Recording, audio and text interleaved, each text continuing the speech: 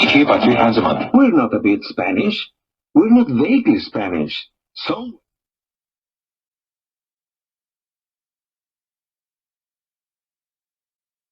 Monday bank holiday weekend. Thanks so much for the company, you know.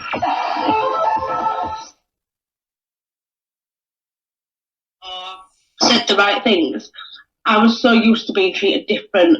So I remember people saying to me, it's because you're not used to people treat. Engagements after being diagnosed with cancer. Thank you very much, Neil. Now, as far as epilepsy is concerned, there's a treatment that is being described as a game changer that we're about to talk about. It's targeted laser beams.